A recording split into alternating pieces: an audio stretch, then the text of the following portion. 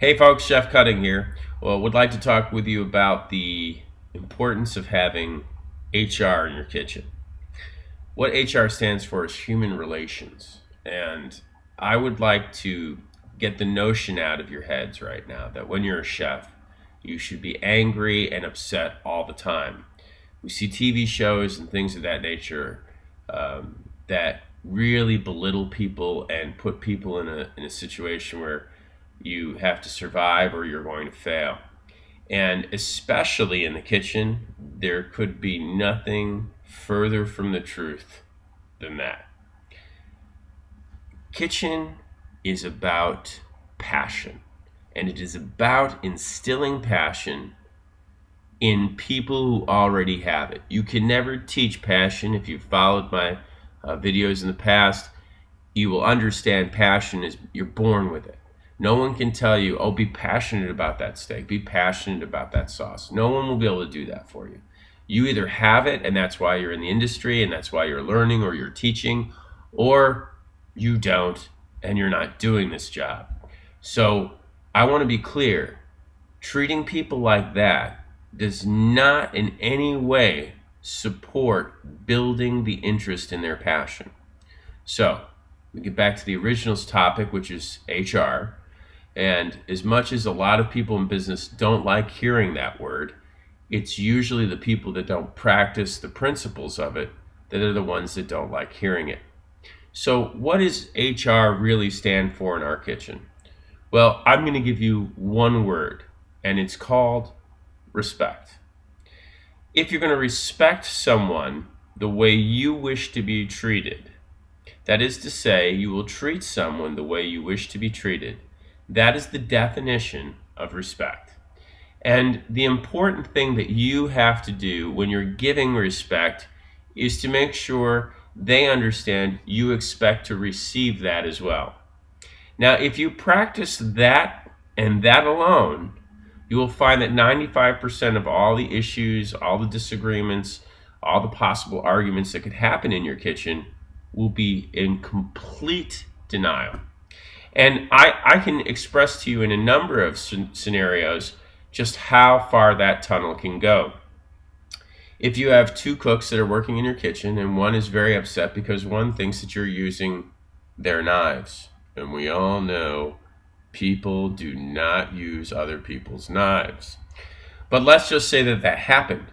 Now, you have two choices. You can agree with the individual who's accusing the person of using their knives and say, that's not right, you shouldn't do it. Or you could walk up and say to the person who's using the knives, it's a good choice, I understand why you're using his knives. Do you not have your own knives? All of those questions are completely wrong, and they're more statements than they are questions. And so what I want you to think about here is, how many times do you ask questions? You see, I'm a big believer in always asking questions. My first approach to that scenario would be, I would walk up to the individual whose knives are being used, and I'd say, hold on for one moment, let me just find something out.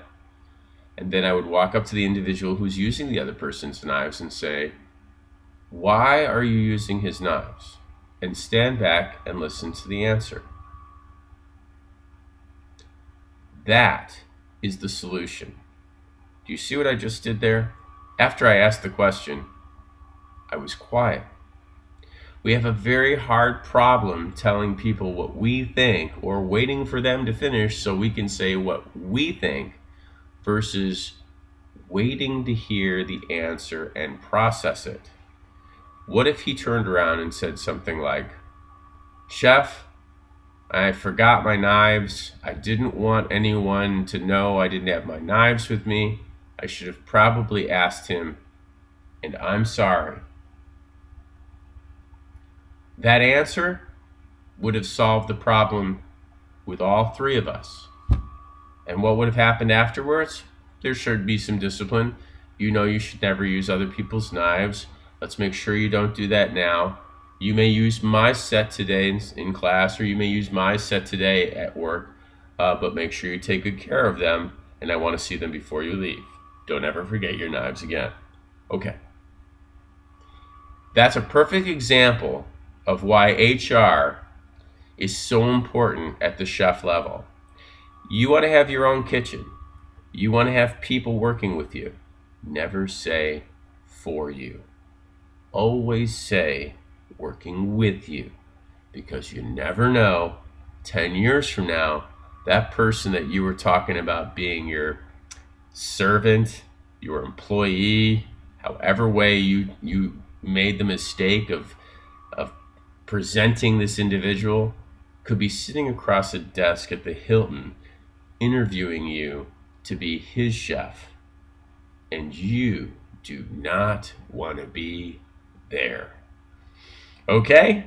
So hopefully this has given you a really good insight into how important HR is for you in your kitchen. The most important thing I would like you to remember out of this entire video is respect. Treat others as you wish to be treated, and I promise your career will blossom. You will create yourself a commodity in the culinary industry as one of the chefs people would love to work for.